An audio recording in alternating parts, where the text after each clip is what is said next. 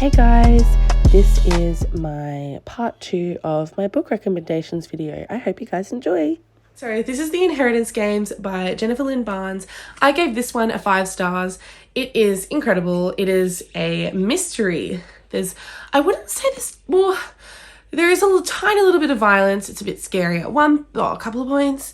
So I would say this is a more so mystery fiction with a little hint of thriller and a subplot romance. And this romance love trope is a love triangle. More so in... No, I can't even say that. But this is a series. It is a 4-part series now. It was for a while a 3-part series. But pretty much this girl Avery Kylie Grams, she is invited to come to the school principal's office at her school at the time. She's not living her best life. Her mother recently passed. She's living with her half-sister Libby. Libby is amazing. We stan Libby. We love Libby. Pretty much she gets invited to the principal's office, and there is a boy called Grayson there. Grayson Hawthorne. She's never heard of this person. He's got icy cold grey eyes, and he's in a business suit. He's obviously just finished high school. He's gorgeous. He's just so hot. He's blonde. And he said, you've been summoned. My grandfather, he recently passed away, and you have been summoned to the Hawthorne house to discuss. We're about to read the will of whatnot. You've been summoned by my grandfather, Tobias Hawthorne. And she's like, oh, that's really odd. Anyway, she goes there. She meets Jameson, little Jameson. We love him. He's so hot. I love Jameson so much. I'm a Jameson girly. I've gone through all the books except I've got the new recent one, The Brothers Hawthorne, that I still am yet to read. I just got it the other week. Pretty much Grayson and Jameson, they get along in their own kind of way. So they still love each other. Obviously they're all brothers. They're all brothers, but they all have different dads, and there's a lot to it. Their mother, Sky Hawthorne, is a bit of an ordinary girly. Tobias Hawthorne pretty much has given Avery Kylie Grams not the entirety, but majority of his will. And he is a very, very, very rich man because he used to be a part of, working for oil companies and stuff, I'm pretty sure, from my memory. And there's a lot of mysteries. He's got a lot of secrets. He's really good at playing mystery games. There's always a reason for everything. And if you think, all right, he's given me 3 things right now, or there's 3 clues here, there's probably double that. There's always going to be one answer, one full-on true answer. But I just found this was so crazy. It was so good. I gave this a 5 stars. When I looked at it, I was like, oh, you know what? It's really speaking to me. It's really speaking to me. And they're a rich family, and pretty much Avery has a contract where she has to live inside the Hawthorne house for a whole year by the time she turns 18. That way she can actually get the inheritance. And I can't say more, but it's just crazy. And the 3 books they are spread out for the whole year. That's the whole year of her being there. So it was really good. Okay, next 2 books. So I actually wanted to speak about these 2 books at the same time because I've only just recently read them, and they're a part of a now 5-book series. I've got 3 books to go. I've got 2 on hand, and then the 5th and final. I think it's the 5th and final. I don't know. The 5th book that's coming out is actually coming out at the end of this year, I'm pretty sure, from what I've heard. I don't know if it's the end of this year or coming up very soon. But this is Elsie Silver's The Chestnut Spring series. I have the rest of them sitting here, but these 2 I've actually only read the first 2. So this is Flawless by Elsie Silver and Heartless by Elsie Silver. These 2 were both 5 stars. They were my first country romance books that I've ever read in my life, and they were the best country books. Oh my god, I can't. I'm still in my country era. I could be reading anything. I could be reading some sort of fucking dark romance or a fantasy, and I'll still be I'm still in this universe. Like, I'm still in the Chestnut Spring series, and I just want to recommend it. I've already read the first two, but I just honestly want to recommend this to everyone. Like, so the first one, it's about one of the brothers. His name is Cade Eaton, and he is a bull rider, a famous bull rider, and his boss, who's also like his manager, PR manager or something, I forgot what it's like, his agency, has pretty much said, you know what, there's some shit going on. Like, you need a little bit of reining in. Like, you need someone to, you know, take the reins, someone to be there with you for the rest of your tour, because I can't have you, you know, ruining your reputation, blah, blah, blah. So I'm going to send my daughter, Summer Hamilton, to take care of you. She'll have you on a tight leash, pretty much, like a babysitter. And he's like, I don't need a babysitter. Like, I forgot if he's either in his late 20s or like he's around 30. He's so hot. Like, oh my God, I can't even deal with it. Like, just thinking about all the things he says and all of the things he was thinking and the intimacy. Oh, she's steamy. I gave this a 5 stars. Elsie Silver, just love her dearly. Love Cade Eaton. The Eaton boys, like, you've got a glimpse of every single Eaton boy so far in both the 2 books that I've read. But yeah, this one's really good. Summer, I love Summer. She reminds me a little bit of me, like with my personality, and I just like, can't deal with it. There's some things like with cowboy hats, that's all I'm going to say. Like, can't deal with it. And then the second one, this is like, so the love trope with this one is like forced proximity, age gap, single dad trope, babysitter. Thankfully there's no love triangle. The intimacy is so good, but also it is such a sweet book. Like, so Willa pretty much is Summer Hamilton's best friend. So Summer Hamilton talks to Willa a lot of the time in the first book, which is really, really good. So we already have like a huge insight to like how Willa reacts to things, like her kind of personality. And then Willa, this book's all about Willa and Cade. So Cade, I think, is the eldest Eaton brother, and he's a rancher. He works on a ranch. He's got a young son who is 5. His name is Luke. He's a grumpy gruff. He's a little gruffalo. He's not little, he's like tall. And he used to ride horses and everything, like as a competitive, I don't know, something. I actually couldn't put my finger, like understand exactly like what he did with the horses, like as like a competitive horse something. I think he's a cowboy, you know, he's a cowboy. He had to like rein the horses in and stuff. He used to do that, and then obviously he's had his kid and he's like, no, I can't do this. But it's the summer holidays and there's 2 months, I think, where he's like, I need to hire a babysitter. And you see at the start of the book, Cade and Summer, they're sitting together because I can't say too much actually, but Cade and Summer, they're obviously friends because they've met each other, and Summer is trying to help him find a babysitter. And then with no luck, she's like, you know what, actually I can recommend someone to you. And then she invites Willa to come in the summer holidays, and Willa doesn't know while she's like first coming over that she'll be babysitting. And she used to be like a bartender, like she worked at a bar, and she never really had a lot of experience with kids. And that surprised me because she is so good with little Luke, and like their whole relationship is so cute. You have to read this book. Like, oh my God. And you think that Flawless was hot? Like, this is hot. They're like the same level of hot, but like he surprised me. He was fucking hot. Just love him. You know what I mean? So yeah, really, really cute. Okay, moving on. Next book is Daisy Jones and the Six. This is by Taylor Jenkins Reid.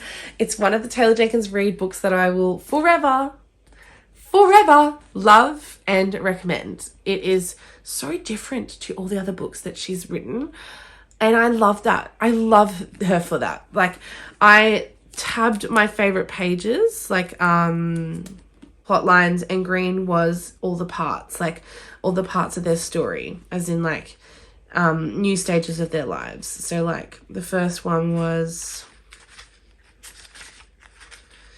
the groupie, Daisy Jones. Then the next one, It Girl. I loved the TV show as well. Like, oh my goodness. I don't want to be rude, but I loved the TV show more than the book.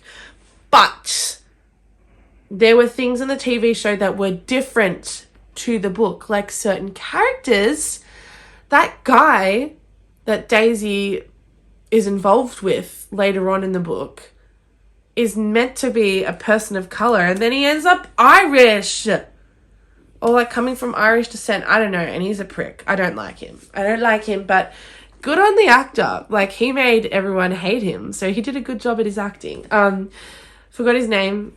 It's been a while. I highlighted everything. This book is like so... Oh my God, the story is like so amazing and tragic and heartbreaking and awesome at the same time. Like, it's pretty much about this band, the Six, that...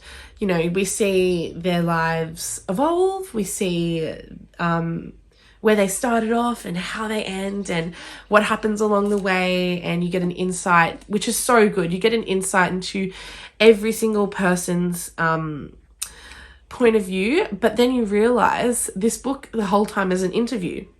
It's an interview the whole time, and you see by the end who is interviewing them, and I can't say who, but they're really important. And I was like, oh my God, I didn't realize it was you. It was so cool.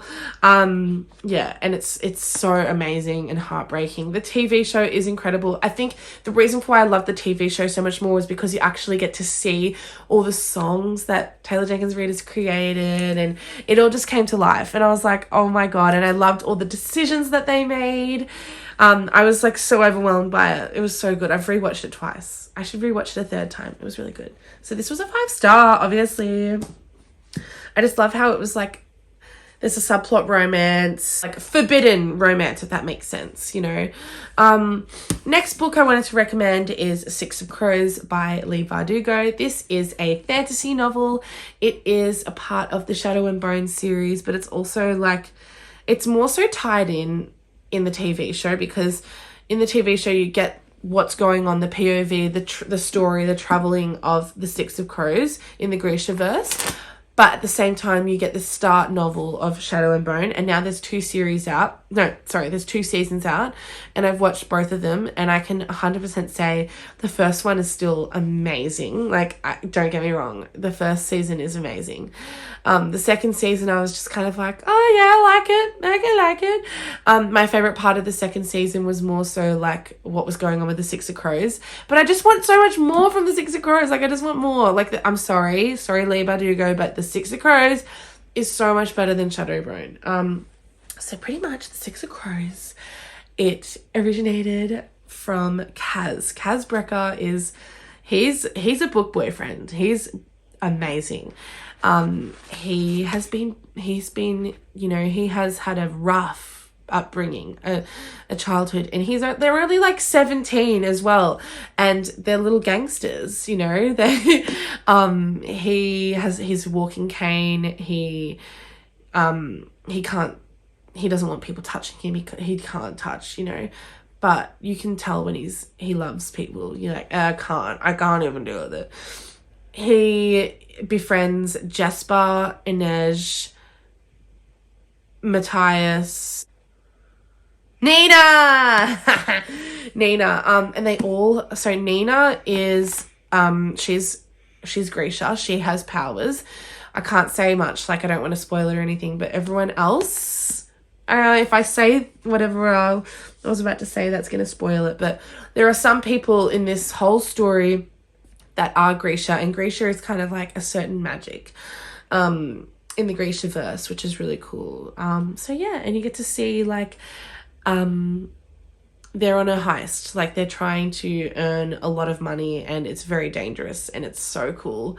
It's just so cool. Like, oh, it is amazing. This was one of the first books as well that I read, like in my when I first started getting into books again. So there's 494 pages.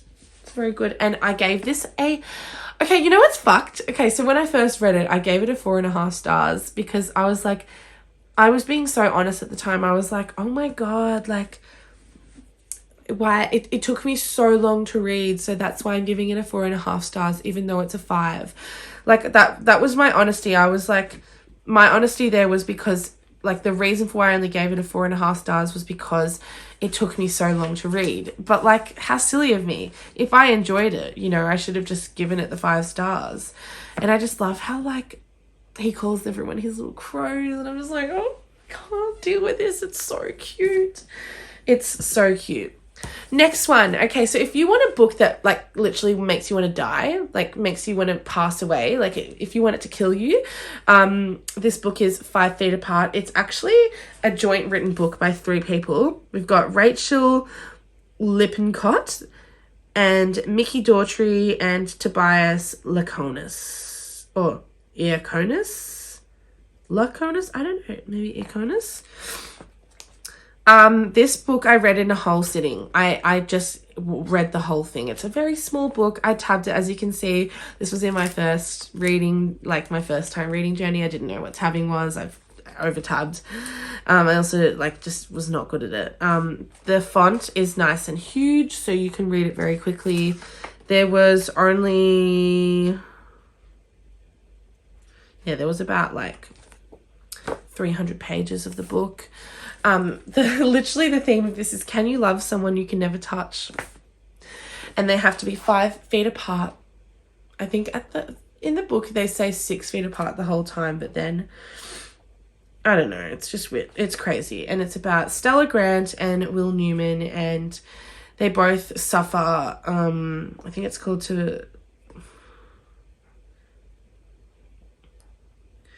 is it tuberculosis? They have life-threatening health conditions. I also annotated this, like I put little, like, sticky notes of my thoughts and stuff. Yeah, obviously, look at the beautiful cover. It's got lungs. I'm pretty sure it's tuberculosis. It doesn't say on the back. Anyway, I gave this a 5 star as well. It's actually really, really good. Like, the reason for why I gave it 5 stars was because I wanted to feel everything, and I didn't force it. I just, it was something that just completely ruined me. It was so good. So if you want to die, you should read that. Next book recommendation is Cleopatra and Frankenstein by Coco Mellors. This has to be probably one of my favorite book covers. I bought this just thinking it was going to be some sort of, like, ordinary romance book, but it's actually, like, a literary fiction, and the romance is, like, hardly, like, the main theme. It's really cool. It's very nice literary fiction. It has POVs of not only Cleo and Frank, but other people in their lives, and I, with a grey lead pencil, underlined all of my favorite things. Oh yeah, and I annotated it. Like, there was some moments where I was like, Zoe is me, what the fuck? Oh yeah, Zoe, like, siblings of the main characters. And yeah, I just, like, really, really enjoyed it. I was picturing Florence Pugh as Cleopatra.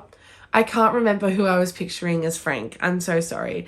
But Frank is a little tiny bit older than Cleo. Cleo is, like, I read this when I was 24. So I'm 25 now. She was, like, I think 24 or 23. I don't know.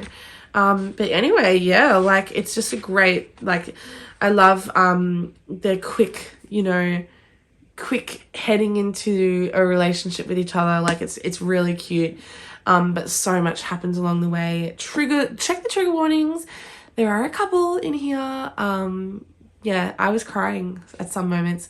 By the end, I was like, oh my God. Like, I was just gobsmacked. And I remember I had to, like, not read anything else. Like, I'm usually the type of person that will still, no matter what book I'm reading, even if I absolutely love it, I think about it for, like, 5 minutes. I post on my Goodreads, and then I'm like, okay, I did that. I will then most likely pick up another book straight away, or, like, plan what I'm reading next, but still in the back of my mind, like, continue to think that this book, after reading this, I like completely shut off the world, and I sat on my couch and I was looking up at the ceiling, and it was like 11:48 at night, and I was like, oh, I was like, wow, I think I need to reread it, you know, because it's been a while since I read it. Yeah, I just highly enjoyed it. I recommend this. This was also a 5 stars. I didn't think it was going to be a 5 stars. I really didn't, but I really enjoyed it. And I felt so mature reading it, because like I usually read quite easy romance books. So I thought, wow, like I actually understood all of that, and it was good. Okay, next book I wanted to recommend. I'm also halfway through it, so like I'm scared for the ending, but I haven't heard anything bad. Like I haven't heard nothing but amazing things. So this is Divine Rivals by Rebecca Ross. You'll be seeing this in vlog videos of me talking about it, reading it. I'm loving it so far. It's pretty much about these 2 rival journalists. One writes obituaries. I can't remember the other thing, but they're both trying to fight for the same job title. They work at the same place, and she has always had this magical typewriter in her house. She has a gorgeous brother who has volunteered to fight in the war that's going on at the moment. Her mother is devastated by the choice, and in the process, her mother is a different personality to what they used to be. So it's very hard for her to live with her mother in those conditions. The conditions were so much worse once the brother left. She was fending for herself pretty much. And she's writing these letters to her brother, hoping that her brother's getting them, because she's always done it. Like, so pretty much she has this beautiful typewriter, she's writing the letters in the typewriter, and then all of a sudden in her bedroom she puts the letter inside her like dress cupboard, like her wardrobe, and then closes it, and then the letter vanishes. It's kind of like a portal thing that she thinks that's going straight to him. And then all of a sudden one day she gets a response and says, "This is not Forrest," which is her brother. And then ever since then she's like, okay, well, she's going to continue communicating, conversing with this person. And she ends up like really enjoying who she's communicating with. But actually the person that she's communicating with, they know who they're communicating with, but she doesn't know. And it's kind of a crazy whirlwind. I can't spoil anything, but yeah, they're in a different setting, and then some character development comes to life, and then yeah, the setting changes and there's a war going on. Oh my god. And it's only just started getting scary. I don't know what else happens, but I've heard that this is an enemies to lovers book, which is really, really cute. Like on the front cover it says, "No God, no war, no one can come between them." Just think it's so cute. And then at the back it says, praise for divine rivals, rich and romantic. If stories had sense, this one would smell like a mug of black tea, the ink ribbons of a typewriter, and the addictive spice called enemies to lovers. Ah, it's so good. I just need to check these 2 together. This is Akamath this is Akata and Akamath. It is by Sarah J. Maas. Even just holding these books, like the feel of these books, I love them so much. So this one's the first book and this one's the second book. I've always read fantasy. Like, this is not the first fantasy, but this is not the first fantasy book I've read, but this is the first non-YA fantasy that I've read. Like, would you say, oh no, that's dystopian. Anyway, I love how I said, oh yeah, I'm going to tab this. I only literally have 1 tab on here in this book, in the first one. But it's an important thing that I didn't want to miss, because I was trying to understand the world building, and that's why I put it here, because it's actually really important. Chapter 32, page 275 in the first book. So Feyre is a huntress. She's a mortal girl, and she pretty much is hunted by these fae, because she was just innocently trying to, you know, get a meal. She's living in very poor conditions with her family. Get a meal, you know, they're in a very cold winter. They don't want to die in the cold. So she killed a wolf, and She wanted to use the wolf's fur and everything, you know, to protect them and from the cold and, you know, have some meat and everything. You can just see in the very first book, like, how tough her living conditions were. Her sisters weren't very supportive of her. She was the youngest sister as well. Like, she's the youngest sister as well. And especially Nesta, like, I love Nesta though. Like, I'm a Nesta girly. But Nesta and Elaine are just not very supportive of Feyre. Her dad is an oddball as well. But yeah, pretty much she gets hunted by the Fae because, well, she's suffering the consequences of doing something, and I'm not going to spoil anything, but there's a reason for why she's being hunted after killing the wolf. She gets taken to this amazing, beautiful place, and there's court systems, okay? So you want to think, now there's a big map. I'll find it. It's a Prithian. And she's firstly in the Spring Court. That's where she meets Tamlin, and he is the High Fae Lord of the Spring Court, and he's blonde. So if you're into blondes, you'll like this book. But if you're into brunettes and bad boys, you'll like this book. This is the second book. I genuinely cannot even say anything about this. I gave this a 4.5 stars. It is definitely like amazing, but the rest of the books are incredible. They are all 5 stars, the rest of them. Sarah J. Maas is incredible. So pretty much you want to think like Damon Salvatore vibes. Like, this man is powerful. Rhysand is powerful and amazing, and he's the High Lord of the Night Court. So there's all seasonal courts, and then there's like the Night Court is quite big. So there's a Night Court, a Day Court, a Dawn Court, a Winter Court, Autumn Court, Summer Court, Spring Court. There's a wall from that like splits the mortal lands and obviously Prithian. Highburn is like the king. Like, there's like a whole separate area. Then they've got like the fairy realms.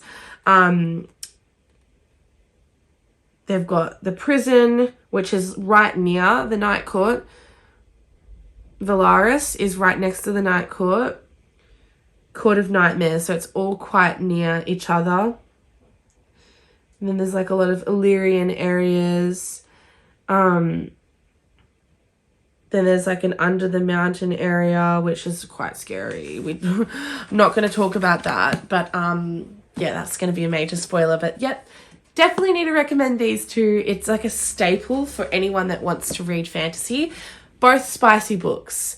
This one is more spicy, and I love it. It's my favorite book of the whole series. Akamath. It's the best. Chuck out the best. Next book I wanted to recommend. This is a literary fiction book. I wouldn't say there is pretty much any romance in this book. I remember reading this in a whole day, and I wanted to understand. It took me so long to understand like the first part of the book. So this is Piranesi, and it is by Susanna Clarke. Piranesi was the winner of the Women's Prize of Fiction for 2021. This one was recommended by Jack Edwards. He's an amazing literary scholar. He is also a booktuber. He's so amazing. I actually absolutely love Jack Edwards. I just love how smart he is, and he's such a beautiful internet personality, so influential. And I purchased this because I was like, oh my god, it looks kind of like Greek god vibes. If you look up Piranesi aesthetic on Pinterest, you will want to read this straight away. Like, it is incredible. So I'm just going to say the blurb because it's really hard for me to explain this, and it's going to take so long because I remember last time I tried to explain this in a video, it took me like 40 minutes to try and explain it. So pretty much I'll just read the blurb. Piranesi lives in the house. Perhaps he always has. Then messages begin to appear, scratched out in chalk on the pavements. There is someone new in the house, but who are they and what do they want? Lost texts must be found. Secrets must be uncovered. The world that Piranesi thought he knew is becoming strange and dangerous. The beauty of the house is immeasurable. Its kindness infinite. So Daily Mail said, thoroughly beguiling, the house will haunt my dreams. Guardian said, a remarkable feat, and David Mitchell said, what a world Susanna Clarke conjures into being, an exquisite puzzle box. And puzzle box is such a good way of describing this book because it is a mystery at the same time, I would say. But it's also like a big theme of this book is like mental health, as in like coming back to your brain, coming back to your senses, understanding yourself. It's incredible. And this book is also a diary entry kind of book as well. It's a lot to explain, and Piranesi is also really gorgeous. You want to think of him as like someone who sort of looks like Hercules, with maybe little bits of seaweed in his hair and some shells, and it's a bit rugged, and obviously he's living in this amazing, massive, huge house, and this house is like a world of itself.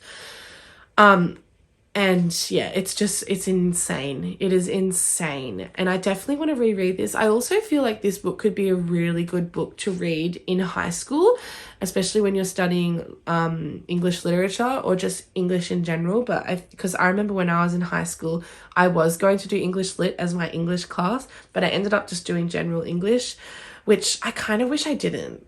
But I'm happy that I still did it. But I was so jealous. My mum did English Lit, and I was like, oh, I really want to do it. And she said you have to be quite like book smart. And at the time, I wasn't the best, but I honestly feel like my English teachers would be so proud of me to this day now. Like, seeing that I have a channel that's just literally about reading books, they would be like, oh my God, girl. And I'd be like, thank you so much. My favorite English teacher, her name was Miss Welniak, and I have her on Facebook now.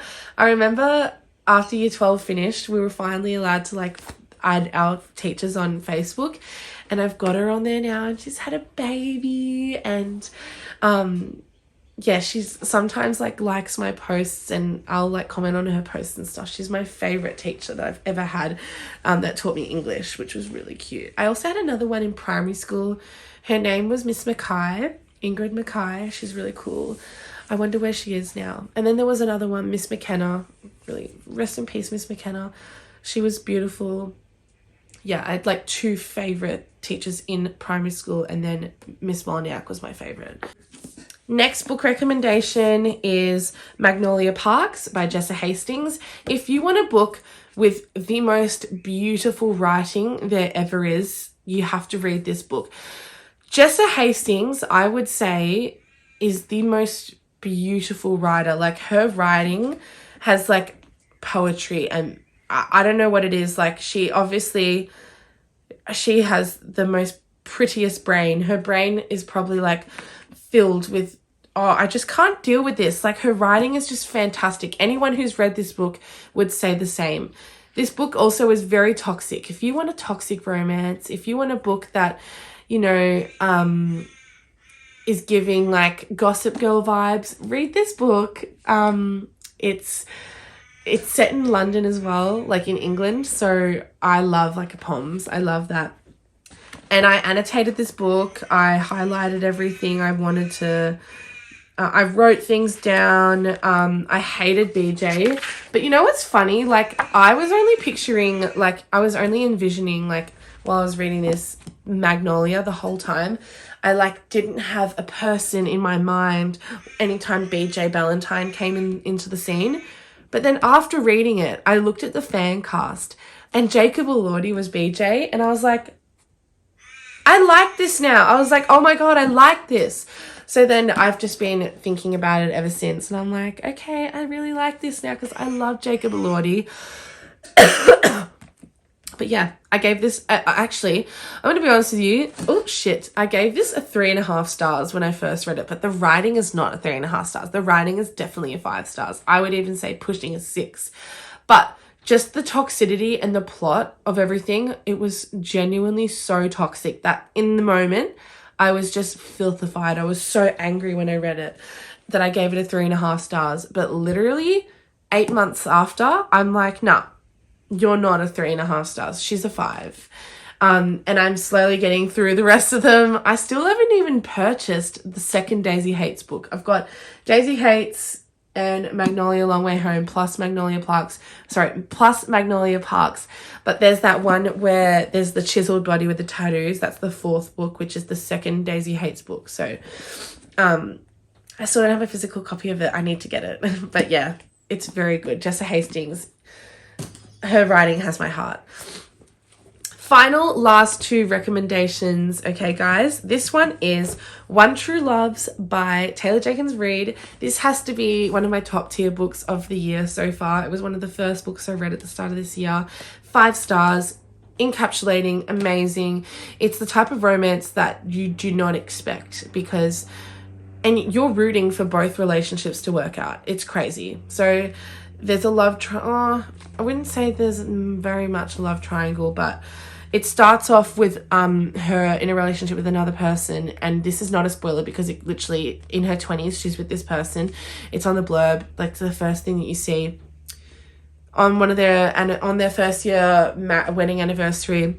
He goes to travel because like that's a big part of their relationship, like traveling and stuff. They've been doing it for years together, and he had this opportunity to go travel somewhere, and then the helicopter collapsed and he was reported dead, missing, but little does everyone know he's actually not missing. Well, he's missing, but he's not dead, and he's trying this whole time for years. He's been trying to come back to his Emma, which actually fucking is so heartbreaking, like the whole time. And she has to learn to live with the fact that she thinks he is dead.